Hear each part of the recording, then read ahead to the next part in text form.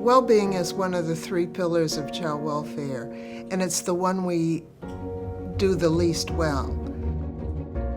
Youth Thrive offers us the opportunity to really take a deep look at the impact of what we do on young people and try to improve it so that the results for them are much better. When we started Youth Thrive, we originally were really focused on helping child welfare change the way it was going about serving young people. We then were brought in to start working with juvenile justice systems, with systems that were working with young people who had experienced homelessness, to also apply the framework in those systems as well. For many people, when they think about implementing Youth Thrive, consider Youth Thrive in their jurisdiction or in their communities, they think here's something else that I have to add onto my plate. It's really an augmentation or support of what you're doing. Youth Thrive has allowed us to take this framework and apply that to all areas of the work. And so now they have that common language, they have a common approach, and that really works to support young people, again, regardless of the intervention or the program that they're using. We speak a common language around the framework. We build community around the framework, and that way everybody, our young people, no matter where they go into what providers, they're hearing the same language, the same encouragement, the same strength base. They understand that resiliency is something to be proud of.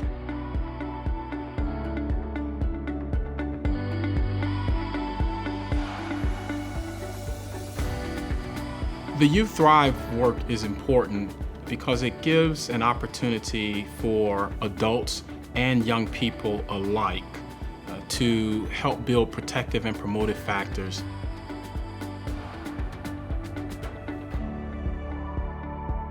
They are sort of the conditions and the characteristics and the competencies that will help not only to mitigate the risk factors that impede healthy development and well-being, but also that enhance positive outcomes for young people.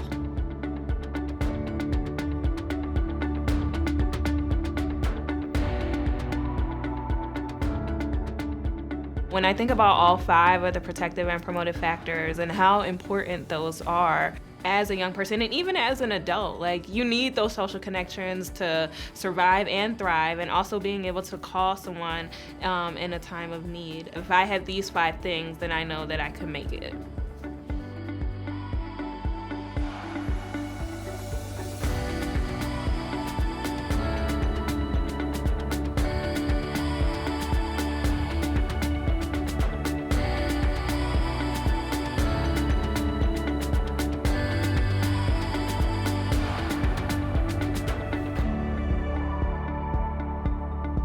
We can't really afford to leave anyone behind. And unfortunately, when you look at the outcomes, when you look at what is happening to young people in our child welfare and our juvenile justice systems, or those young people who have experienced homelessness, we are really failing them. Child welfare systems or child serving systems have an opportunity and an obligation to disrupt patterns. And I think the Youth Thrive framework, both the training and the promotive and protective factors, really give us a structured way of really looking at, asking hard questions and having hard conversations and moving systems to get to different outcomes so that children and families of color are not disproportionately affected by our systems. Race equity is central to Youth Thrive. When you ask the question, who are the children aging out of foster care? They're primarily Black children and brown children, children who come into the world at some disadvantage.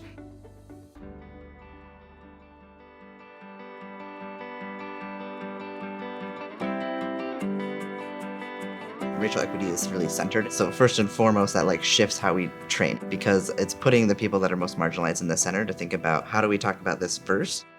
When I think of the Youth Thrive curriculum and you're training it and you're talking about adultification, and so how a Black young man is seen in the world with higher expectations at a younger age than a white young man. And so I think when Youth Thrive actually really put that in there because they knew, okay, we have to do better, we're missing something here that's huge, it shifted the curriculum in a really positive way. For me, that's one of the biggest grounding parts in the Youth Thrive framework. I get really excited to be able to talk about bias and equity and not just through the lens of race. It's easy to see me as a person of color and assume that I have the diversity and equity work all together, and I don't think that's true. I think that we all have work that we have to do. Our goal is to get young people to a place where they have a strong foothold when they leave us at whatever age. And so I think being able to be intentional and deliberate in that work early on really helps to ensure that that foothold is secure well beyond the years of our involvement. We recognize that young people are actually already resilient, right? And so we want to be strengths-based, and we want to make sure that we're starting from a place of positive youth mindset and positive youth development. Youth Thrive definitely brings a fresh new look, and it helps move from what old child welfare has been to something new and give young people a chance to become successful adults, and it really helps the child welfare workers work with the young people differently. I would hope in 10 years that it would be the prevalent approach to working with kids all over this country. No matter what, that work has to be grounded in resilience, whether it starts with it or ends with it. It should just be a normal way of doing business when you're helping young people build their resilience. You're helping them understand the importance of social connections.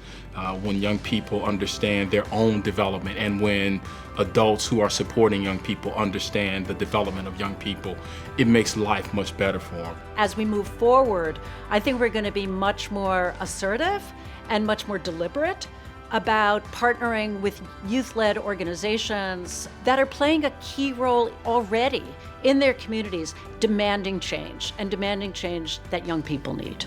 All children should and families should thrive and do well, and as public systems we have opportunities and obligations to make sure that all of our residents, especially those that are most vulnerable, have every opportunity to do well and to succeed.